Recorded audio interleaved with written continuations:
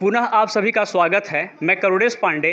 जैसा कि हम सभी लोग एक प्रोग्राम चला रहे हैं अपने आसपास के क्षेत्रों में, हम लोग प्रत्येक सरकारी विद्यालय और प्राइवेट विद्यालय में जाते हैं और शाकाहार और पर्यावरण के विषय में सभी को अवगत कराते हैं। तो आज के इस खास कार्यक्रम में हम लोग आए हुए हैं अपने नज़दीकी विद्यालय बड़ौरा में, एक कंपोजिट विद्यालय है वहाँ पे। तो पहले हम चाहते हैं कि उन सब टीचर्स को, उन सब शिक्षकों को दिखा दिया जाए जिनके वजह से ये कार्यक्रम संपन्न हो रहा है। तो मैं तहे दिल से उनका शुक्रिया करना चाहूँगा जिन लोगों के सम्मति से कार्यक्रम हो रहा है। उनमें से प्रमुखतया लोग हैं प्रधानाचार्य Shri Ravi Prakash Singh ji, Shri Sujeet Kumar Patel sir, Shri Musafir Singh sir, Shrimati Sunita ma'am, Shri Abhishek Rai sir, Shri Santosh Yadav sir, Shri Ashutosh Kushwaha sir, Shri Lalit Kumar Yadav sir, Shri Ramanand. इन सभी का मैं हार्दिक स्वागत अभिनंदन करता हूं और मैं इनका बहुत आभारी हूं क्योंकि इन्हीं की वजह से ये कार्यक्रम आज का संपन्न हो रहा है। तो आइए हम लोग समझते हैं कि इस पुनीत काम में, इस पुनीत कार्यक्रम जो ये हो रहा है, इसमें इन सब टीचर्स का क्या कहना है। तो शुरुआत करते हैं।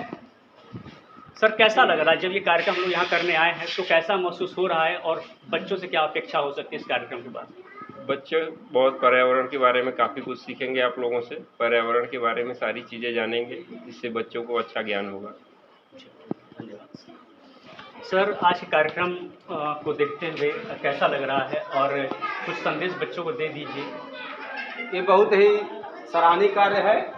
इस कार्यक्रम के माध्यम से बच्चों को पर्यावरण प्रदूषण और पर्यावरण को कैसे बचाएं, इसके बारे में बहुत अच्छी जानकारी प्राप्त होगी और वो प्रदूषण, जो ध्वनि प्रदूषण, जल प्रदूषण और जो वायु प्रदूषण है, उस पर नियंत्रण करने में हम कामयाब होंगे।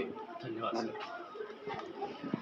तो पुनः हम लोग पहुँचते प्रधानाचार्य सर के पास, पूछते हैं कि उनकी क्या राय है इस विषय को लेकर के। सर, कैसा लग रहा है कार्यक्रम देखकर? आप लोगों का कार्यक्रम तो सराहनीय है क्योंकि हमारे यहाँ जो बच्चे हैं वो अविकसित परिवेश से आ रहे हैं, जिनको आप पर्यावरण के विषय में बता रहे हैं कि इससे क्या आपको लाभ होगा, आपके जीवन में इससे क्या सुधार होंगे। ये बहुत ही सराहनीय कार्य है।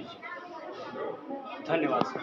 सर, आपसे भी जानना चाहेंगे कि इस कार्यक्रम के लिए आप लोगों ने, जैसा कि बहुत ही उत्साहित पूर्वक हम लोग को यहाँ पर आमंत्रित करा, तो मैं चाहूँगा कि एक दो चार शब्द आप भी बोलें और बताएं कि क्या क्या यहाँ से बच्चों को सीखना चाहिए।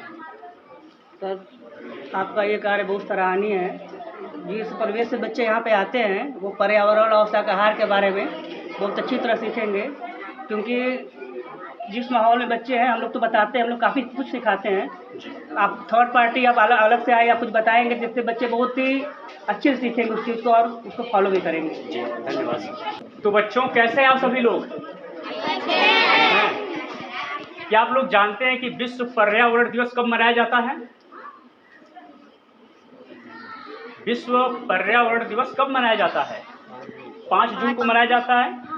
इसको याद कर लीजिए, 5 जून को विश्व पर्यावरण दिवस मनाया जाता है। और विश्व शाकाहार दिवस कब मनाया जाता है?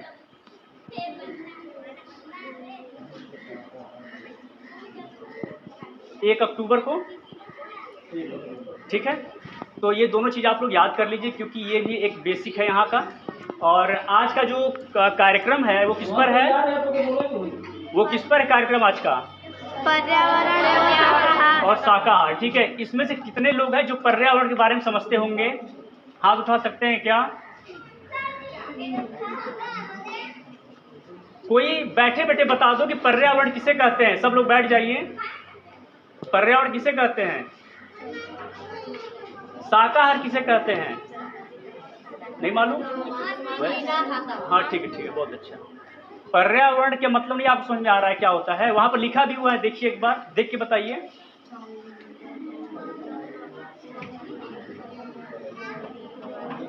चलिए मैं बता दूं आप लोगों को, समय न जाया किया जाए।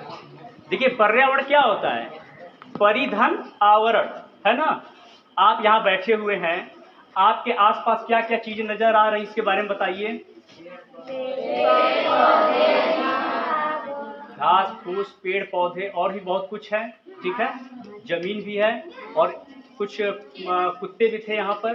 ठीक है, वो भी पर्यावरण में सब लोग आते हैं। तो अब ये समझिए कि पर्यावरण किन किन घटकों से मिलकर बना होता है। वहाँ लिखा हुआ है, पढ़िए।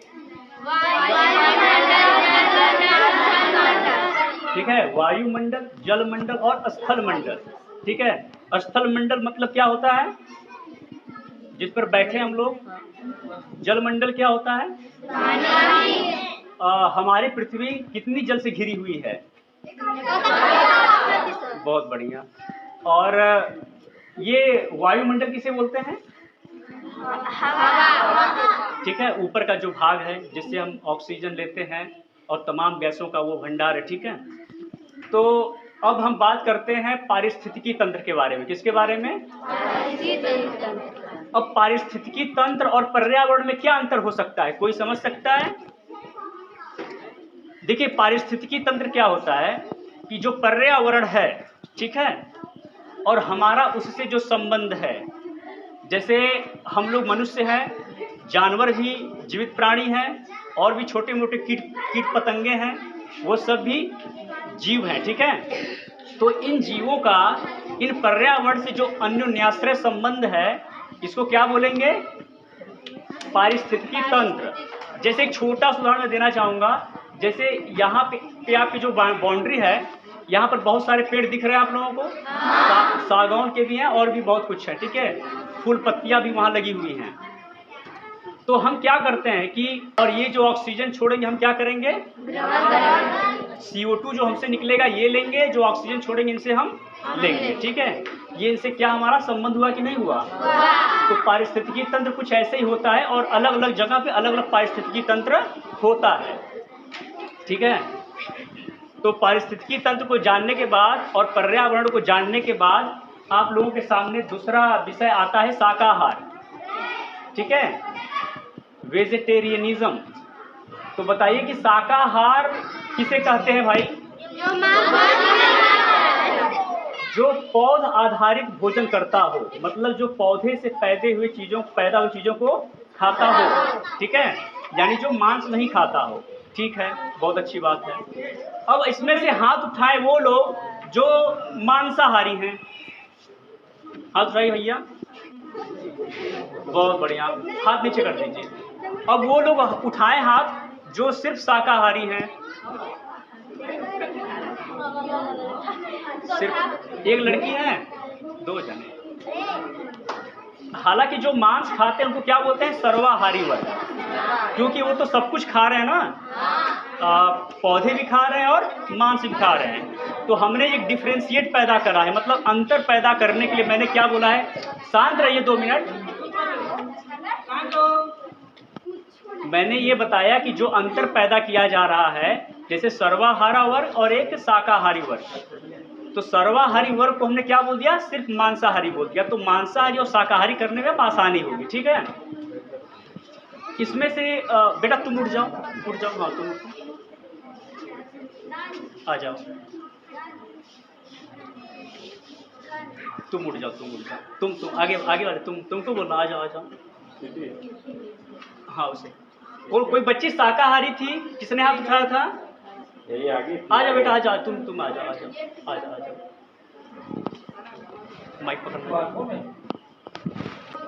कब से खाते मांस, छोटे से। अच्छा भैया आप लोग शांत रहे थोड़ा सा, आप भी छोटे से। अच्छा, ये आदत कहाँ से पड़ी।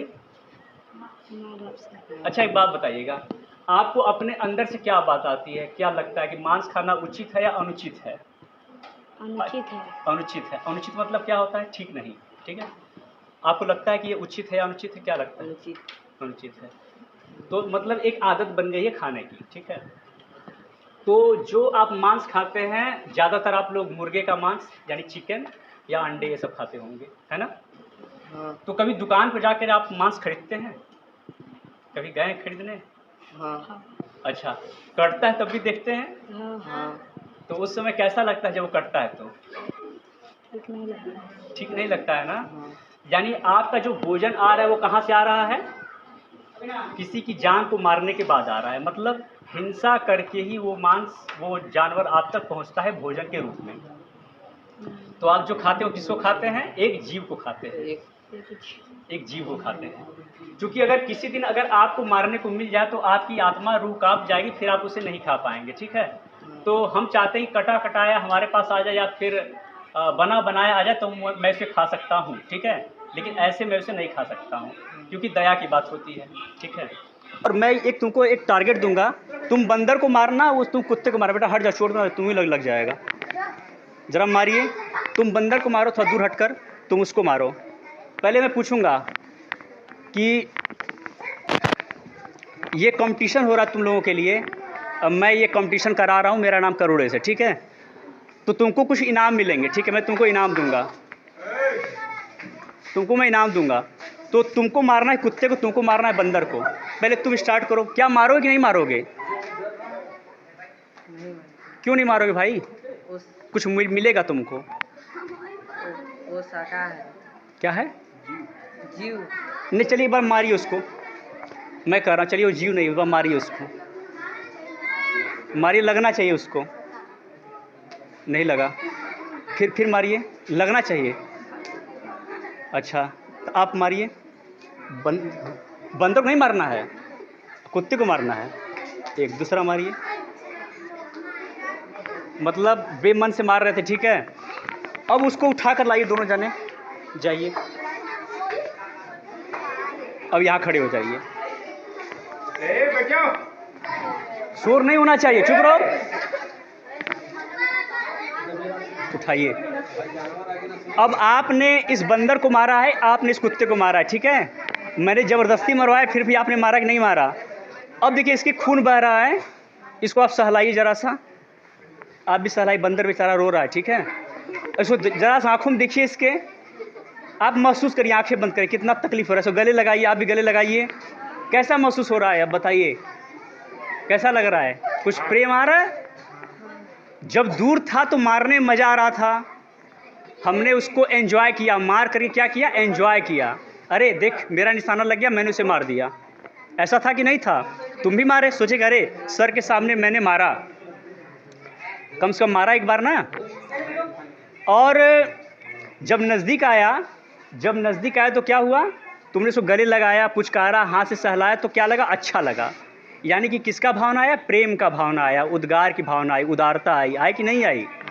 तो तुम ये देख पा रहे हो कि हम जानवर को नज़दीक से नहीं देखते हैं, हम उसके आत्मा तक, मतलब उसके अंदर मन की स्थिति को नहीं देख पाते, इसलिए हम क्या करते हैं, क्रूरता करते हैं, हिंसा करते हैं। जिस दिन हम जानवर से प्रेम करना शुरू कर देंगे, उस दिन क्या होगी, हिंसा होना बंद हो जाएगी। हिंसा होना हमारी क्या हो जाएगी, बंद हो जाएगी। तो आपने देखा कि नज़दीक लाकर कितना प्यार से पकड़े हुए हैं, और दूर था तो हम उसको मार रहे थे। तो जिस दिन आपके अंदर, बेटा शोर इस बार नहीं होना चाहिए, आराम से देखिए, आप लोग कार्यक्रम चल रहा है ना, आप लोग का वीडियो जाएगा। आपने क्या देखा, जब आप दूर से इस जानवर को मार रहे थे तो मारने में बड़ा मज़ा आ रहा था। हालांकि आपने बोला कि सर क्या बोलेंगे, मैं बोलूँगा मैं नहीं मारूंगा, लेकिन अंदर से था कि मारूंगा तो इनाम मिल सकता है, ठीक है। लेकिन जब नज़दीक से आपने इसको सहलाया, गले लगाया, तो क्या लगा, अच्छा फील हुआ। तो यही होता है कि हर जानवर प्रकृति में किसी न किसी उपयोगिता के लिए है, ना कि हमारे द्वारा मारे जाने के लिए है।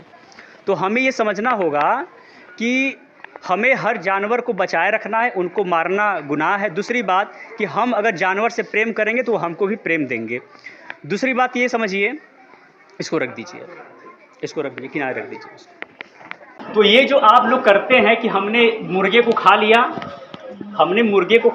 मछली को खा लिया, लेकिन हम बंदर से प्रेम कर रहे हैं, कुत्ते से प्रेम कर रहे हैं। तो तुम लोग कुत्ता तो नहीं खाते हो घर पे, न बंदर का मांस खाते हुए, हालांकि मार देते होगे बात अलग है, लेकिन खाते नहीं होगे।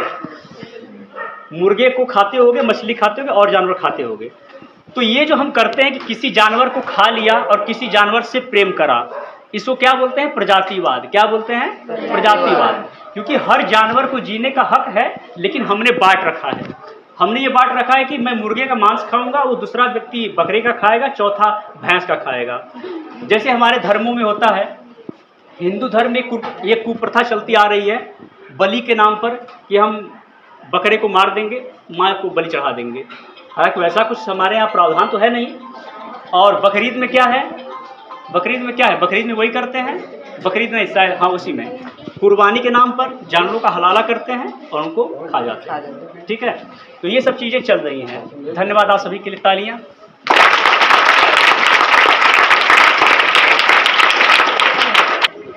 तो मैंने शाकाहार के बारे में क्यों बताया पता है? सुनिए सभी लोग ध्यान से। मैंने इसलिए ये आप लोगों से एक्टिविटी कराई क्योंकि ये बड़ी आवश्यक थी, अति आवश्यक ये चीज़ था। क्यों? क्योंकि ये जो पर्यावरण है, पर्यावरण का इस शाकाहार से बड़ा संबंध है। हमें अगर पर्यावरण को बचाना है तो शाकाहार को अपने दिमाग में रखना होगा, क्योंकि ये कल्पना ही नहीं की जा सकती कि हम मांसाहारी होकर के पर्यावरण की रक्षा कर सकें। ये अपने आप से झूठ बोलने के बराबर है। ठीक है, तो हमने आप लोगों को क्या बताया कि पर्यावरण के बारे में, पारिस्थितिकी तंत्र के बारे में, और मैंने बताया क्या कि पर्यावरण के 3 घटक होते हैं। कौन कौन से? स्थल मंडल, जल मंडल और वायुमंडल। ठीक है, पारिस्थितिकी तंत्र के बारे में क्या बताया कि जो जीवों का इस पर्यावरण से संबंध है उसे क्या बोलते हैं? पारिस्थितिकी तंत्र। अब आपको एक चीज और जानने की आवश्यकता है इसके बाद। क्या? प्रदूषण कितने प्रकार के होते हैं? कौन कौन से प्रदूषण होते हैं? जल प्रदूषण, वायु प्रदूषण, ध्वनि प्रदूषण और मृदा प्रदूषण। हाँ, ध्वनि प्रदूषण। धन्यवाद आप सभी को। और अब मैं आपको बताऊंगा कि आप लोग पता चल गया कि कितना हम नुकसान करते हैं शाकाहार को न अपना करके। मैं एक मोटा हिसाब आपको बताऊंगा, क्योंकि यहाँ मैं आपको तथ्य नहीं बताऊं क्योंकि आप बच्चे हैं। बस एक तथ्य ऊपर समझ लीजिए कि जब हम मांस खाते हैं तो उस मांस के लिए बहुत ज़्यादा हमें जल की, पानी की और भूमि की आवश्यकता पड़ती है।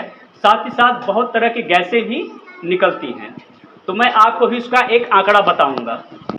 मैंने आपको बता दिया कि शाकाहार जो होता है पर्यावरण से संबंधित है। दोनों का एक दूसरे से क्या है? संबंध है। अगर हम मांसाहारी हैं और सोचते हैं कि हम पर्यावरण को संरक्षित कर लेंगे तो ये बिल्कुल अच्छी बात नहीं है, क्योंकि ये तो एक होता है कि हम चाहते हैं कि पर्यावरण का लाभ करें, लेकिन हम इनडायरेक्टली उसको प्रभावित कर रहे हैं। ठीक है, तो चलिए बात करते हैं कि मांसाहार से प्राकृतिक विनाश हो रहा है। इसके बारे में बात करते हैं कि जो हम मांस खाते हैं उससे क्या हो रहा है? प्रकृति का विनाश हो रहा है। अब समझिएगा कि यहाँ एक आंकड़ा है कि 1 किलोग्राम झुंड मतलब बीफ के उत्पादन करने के लिए 326 वर्ग मीटर की आवश्यकता होती है। ठीक है, 326 वर्ग मीटर कितना होता है? 16 मीटर लंबा, 16 मीटर चौड़ा।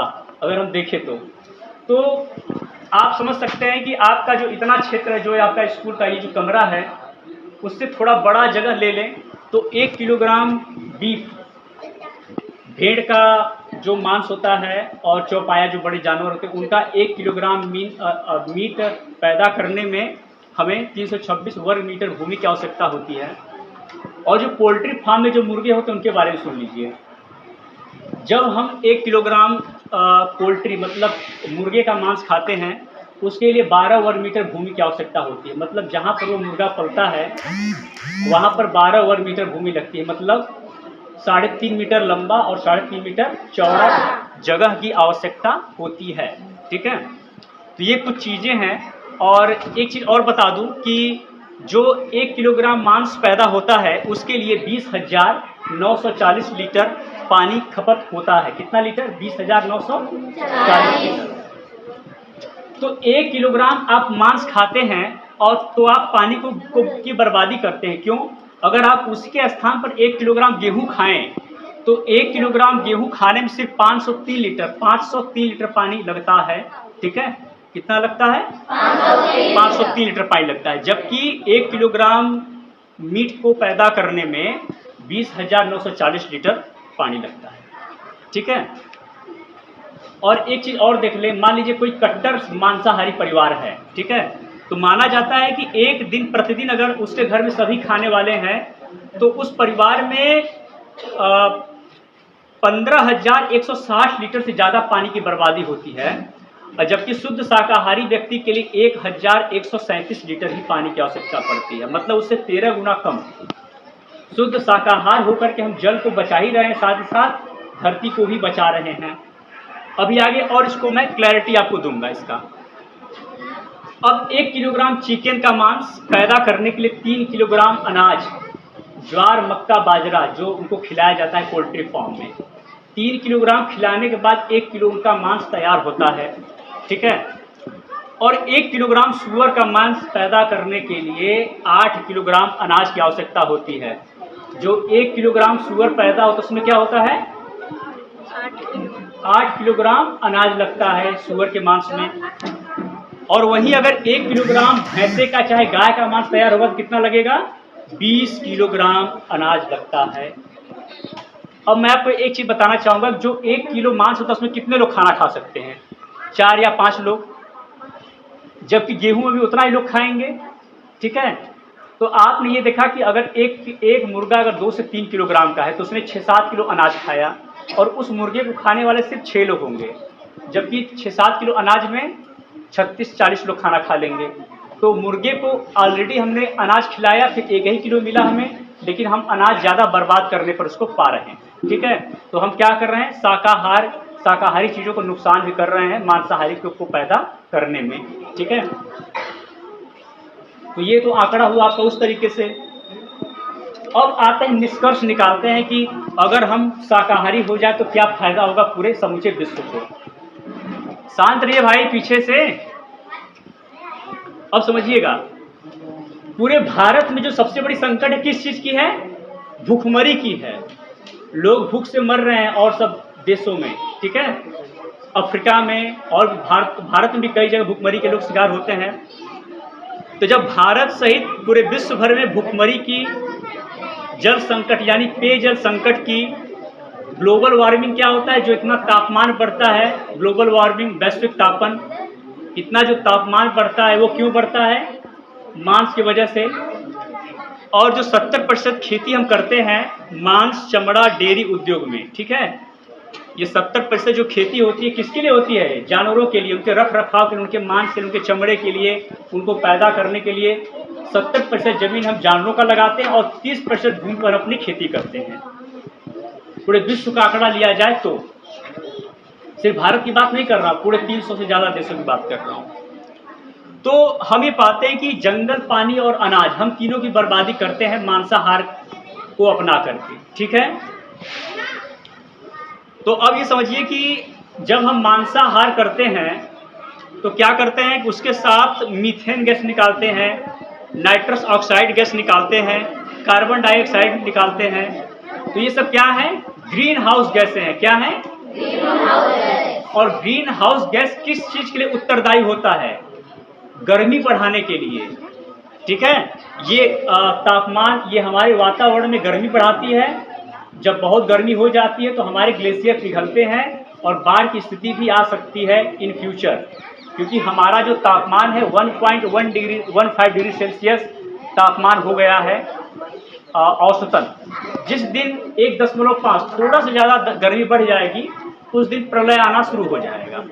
ठीक है, तो यही कहा गया है इसमें कि हम शाकाहार को अपना करके ही धरती को, इस पर्यावरण को बचा सकते हैं। ठीक है, देखिए मैंने आपको क्या बताया कि जल, पानी और हमारा पर्यावरण तीनों क्या हो रहा है? खराब हो रहा है। किसके वजह से? मांसाहार की वजह से। क्योंकि जो गैसें भी निकल रही हैं तो वो पर्यावरण को ख़राब कर रही हैं, जो कि बहुत ही खतरनाक हैं। ग्रीन हाउस गैसें हैं जिससे इतनी ज़्यादा गर्मी बढ़ रही है। ठीक है, और ये गर्मी बढ़ जाएगी तो एक दिन जल प्रलय हो जाएगा, मतलब जल से हम लोग घिर जाएंगे और बाढ़ आ जाएगी। ठीक है, कुछ भी फिर नहीं होगा। ग्लेशियर, हिमखंड पिघलने लगेंगे। तो अब बताते हैं कि जो प्रचलित क्रूर प्रक्रियाएं हैं उसके वजह से हमारा कितना नुकसान हो रहा है और हमें उनको नहीं करना चाहिए। ठीक है, नैतिकता भी कहती है उसको नहीं करना चाहिए और पर्यावरण को बचाने के लिए भी नहीं करना चाहिए। आप लोग अपने आसपास जो दुकानों में जाते हैं वहाँ किस तरह का मुर्गा मिलता है आप लोगों के यहाँ? सफ़ेद रंग वाला, एक देसी होता है, लाल टाइप का होता है ना, ज़्यादातर बिकता है सफ़ेद वाला, है ना। तो सफ़ेद वाला जो मुर्गा होता है दुनिया में सबसे ज़्यादा प्रताड़ित प्रजाति है। ठीक है, उसका पता है अंग्रेजी नाम क्या है? नहीं ना, ब्रॉयलर। उसको क्या बोलते हैं? ब्रॉयलर। वो ऐसी प्रजाति है कि पूरे विश्व में उसको सबसे ज़्यादा खाया जाता है और वह मुर्गा और मुर्गी 12 वर्ष जीता है। कितने साल जीता है? 12 वर्ष जीता है और उसको हम 2 से 2.5-3 महीने में उसको हम खा जाते हैं। वो बच्चा होता है उसको हम खा जाते हैं। सबसे ज़्यादा वो प्रताड़ित प्रजाति है। और इसका आलम ये है कि 1.5 से 2 महीने के चूजे को हम लोग क्या करते हैं? खा जाते हैं, जो कि इसको 12 वर्ष जीना चाहिए। और इसको ऐसा कर देते हैं कि पोल्ट्री फार्म में लाइट जलाए रखते हैं और अनाज रखते हैं, खाते हैं, ठीक है। और ऐसा करने से क्या होता है, उनका शरीर बढ़ता जाता है, उनको सोने नहीं दिया जाता क्योंकि लाइट जली रहती है। जब लाइट जला रहता है तो उनको सोने का मौका नहीं मिलता, तो वो क्या होते हैं, बढ़ते रहते हैं। उनको कई तरह के इंजेक्शन भी लगाए जाते हैं, ठीक है। इससे क्या होता है, उनके अंदर जहर हो जाता है, फिर वो हमारे लिए डायबिटीज़ का कारण हो जाते हैं, शुगर का कारण हो जाते हैं, कैंसर का भी कारण हो जाते हैं। तो जो 12 वर्ष जीता है वो 1.5 महीने में तैयार हो जाता है, और किस कीमत पे पता है, वो उठ नहीं पाता, उसकी हड्डियां कमज़ोर हो जाती हैं, वो तकलीफ़ में रहता है, वो सही से उठ नहीं पाता है। मतलब 12 साल के बच्चे को, 12 साल का जो मुर्गा होना चाहिए उसको हम 1.5 महीने के बच्चे को 12 साल जितना बना देते हैं। जो मुर्गा 12 वर्ष जीना चाहिए उस मुर्गे को जो बच्चा रहता है 1.5 महीने का, तभी उसको हम उतना बड़ा बना देते हैं। उसकी ज़िंदगी हम 11 साल से ज़्यादा खा जाते हैं, फिर उसको ले जा कर के कटवा देते हैं, ठीक है। तो मुर्गों की संख्या इतनी ज़्यादा बढ़ रही है, प्रतिदिन हर दिन 20 करोड़ मुर्गों को लोग मार के खा जाते हैं। कितने? 20 करोड़। 20 करोड़ मुर्गे खा लिए जाते हैं। किन किन को लगता है कि अंडा शाकाहारी है? हाँ तो बताओ भैया, अंडा शाकाहारी कि मांसाहारी में आता है? बहुत बढ़िया, ये जान के अच्छा लगा, कम से कम आप उसको मांसाहारी में कंसिडर करते तो हैं। मांसाहारी में आता है उसका अंडा, ठीक है, क्योंकि वो एक मादा का अंडा है और उसमें जीव निकलता है, तो जीव तो मांस हुआ ना, इस तरीके से। तो ये समझिए कि जहाँ मुर्गियाँ 12 से 15 साल जीती हैं, उनको हम लोग क्या करते हैं, उनकी एक नई प्रजाति बनाते हैं जो कि 12 अंडे न दे कर के साल में 300 अंडे देती हैं।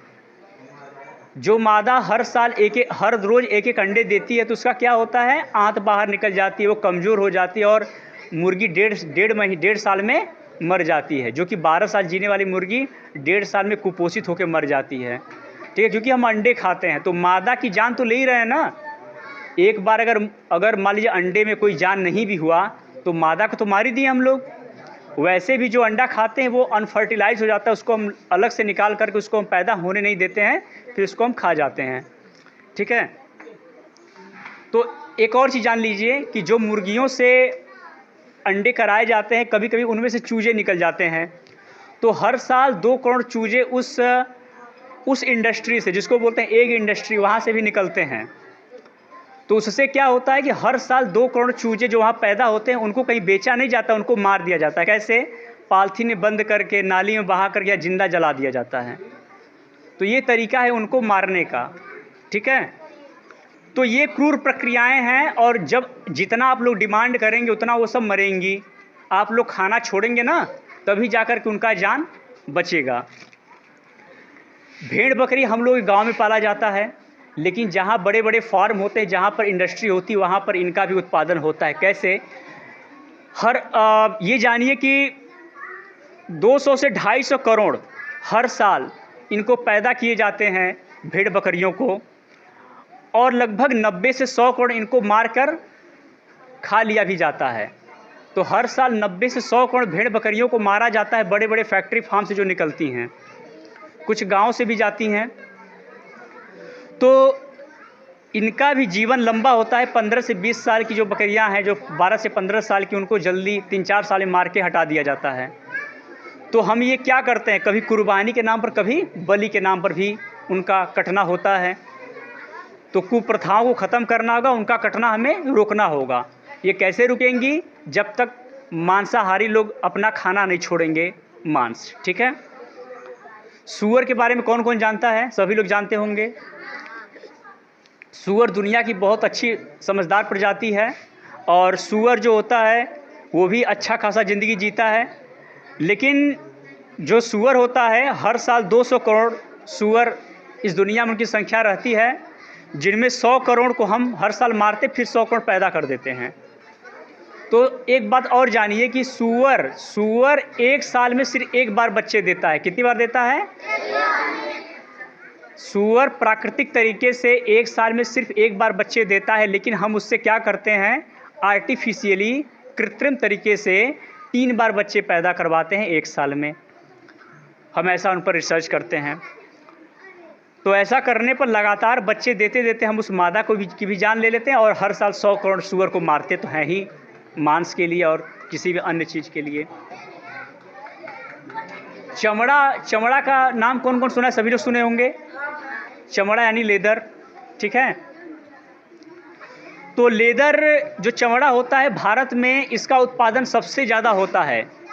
भारत में चमड़ा सबसे ज़्यादा होता है विश्व भर में, ठीक है। टॉप पर है क्योंकि बाहरी देश हमको पैसा देते हैं ये गंदा काम करने के लिए, क्योंकि जानते हैं कि आर्सेनिक इसमें लगता है, इसकी सफाई में बहुत जहरीला वो केमिकल होता है। जब हम चमड़े का खेती करते हैं, मतलब किसी जानवर से चमड़ा निकालते हैं तो उसकी फिनिशिंग करते हैं, उसकी सफाई करते हैं, तो सफाई करने में आर्सेनिक का प्रयोग किया जाता है, जो कि बहुत ही विकराल खतरनाक जहर होता है। और अक्सर जो होते हैं आपके चमड़े के उद्योग वो नदियों के आसपास होते हैं, तो क्या होता है कि बहुत सारा केमिकल्स आपके नदियों में बह जाता है और वहाँ की रहने वाली आबादी उनका यह प्रयोग करती है, तो क्या होता है कि उनको स्किन डिजीज़ होता है, मतलब स्किन का रोग होता है, कैंसर होता है, उनको और भी तमाम बीमारियाँ होती हैं। तो चमड़ा उद्योग से हमारी अर्थव्यवस्था भी ख़राब होती है, क्योंकि बहुत सारे लोग बीमार होते हैं, काम नहीं कर पाते ठीक से। जब काम नहीं करेंगे तो देश का व्यवस्था क्या होगा? गड़बड़ होगा। तो चमड़ा उत्पादन में भारत नंबर 1 है। और कौन पहनता है? बाहरी लोग हमसे चमड़ा खरीदते हैं। एक चीज़ और जान लीजिए कि पर्यावरण का कितना नुकसान हो रहा है।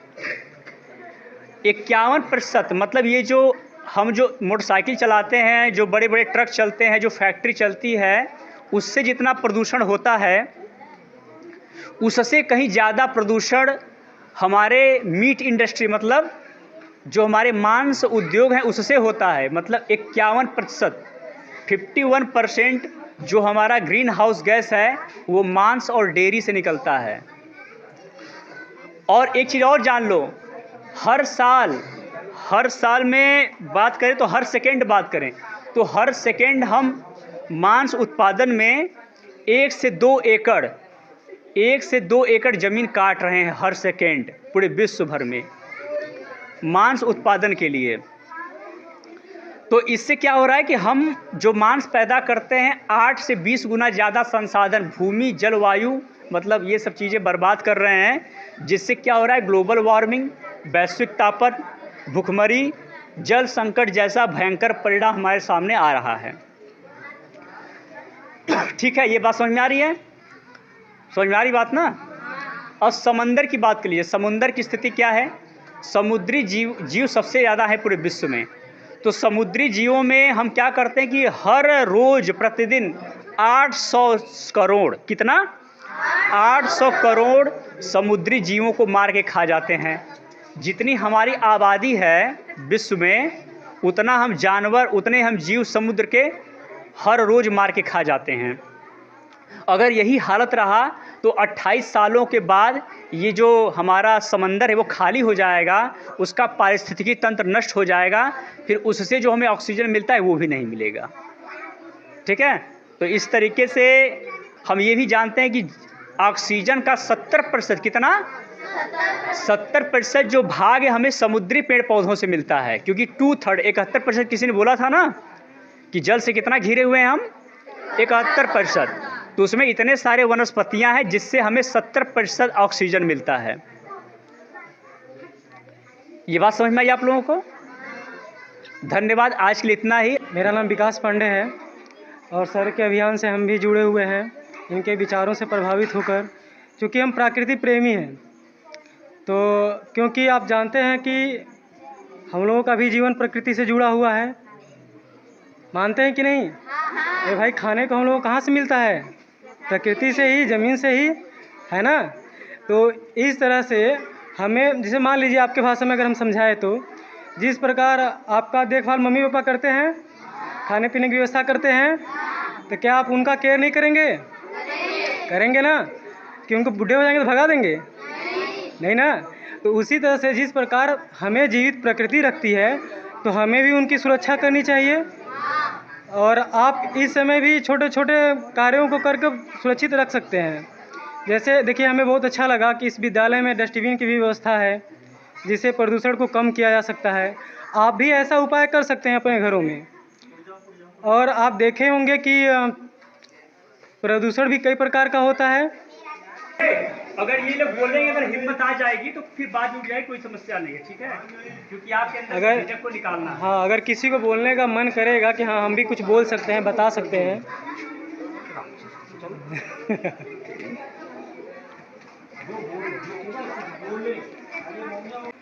अच्छा, आप लोग बताइए कि डस्टबिन का यूज आप लोग करते हैं? अच्छा, मान लीजिए विद्यालय में तो डस्टबिन है, और घर पे कचरा इसे फेंक देते हैं, उसको कहाँ रखते हैं?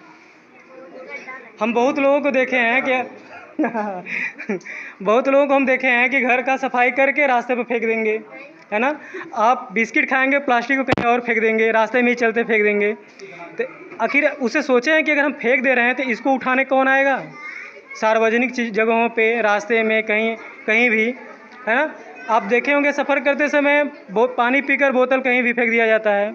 क्योंकि अब तो सरकार व्यवस्था भी कर रही है, स्टेशनों पर भी देखे होंगे डस्टबिन लगा रहता है ना। और अच्छा, उसमें देखते हैं डस्टबिन कई कलर के होते हैं। आप लोग बता सकते हैं कितने कलर का होते हैं? हाँ, 2 नहीं 3 कलर के होते हैं। कौन कौन? एक तो आपके सामने दिख रहा है। लोगों को किसी भी प्रकार से कष्ट नहीं पहुंचाना चाहिए, है ना, क्योंकि वो सभी एक दूसरे अपने पेट भरने के लिए ही कोई ना कोई काम करते हैं, है ना। तो अनावश्यक, जैसे सर आप एक उदाहरण देकर बताए हैं कि हमें क्यों नहीं मारना चाहिए और जीवों से हमेशा संवेदनाएं रखनी चाहिए। जैसे एक लड़का को देखे, हम यहाँ बैठे थे, एक चूटा जा रहा था, दूसरा लड़का उसको मारने जा रहा था, वो रोका क्योंकि उस चूटे के प्रति उसकी संवेदना है। हमें बहुत अच्छा लगा इस बच्चे का विचार, शायद वहाँ खड़े हैं, हाँ रोहन, है ना। तो ये ऐसे ही आप लोगों को भी अपनी संवेदना जीवों के प्रति रखिए, क्योंकि वो भी एक तो जीव है ना, जैसे आप हैं। अच्छा, बहुत लोगों को देखे हैं कि अपने भोजन के लिए, जैसे सर बताए हैं कि भोजन के उपयोग के लिए जानवरों को पालते हैं, फिर लास्ट में उसी को काट के खा जाते हैं। तो क्या ये उचित है? आप देखते हैं ना, गांव में पाला जाता है ना, मुर्गा पाला जाता है, खस्सी पाला जाता है, और फिर लास्ट में उसको काट के खाया जाता है। अच्छा, किसी के घर पाला गया है मुर्गा, है ना। तो अब लास्ट में उसका क्या होगा? या तो बेचा जाएगा या काट के खाया जाएगा। हो गया, थैंक यू सो मच। तो डस्टबिन यूज़ करिएगा, बस आप थोड़ा फोकस करा दीजिएगा।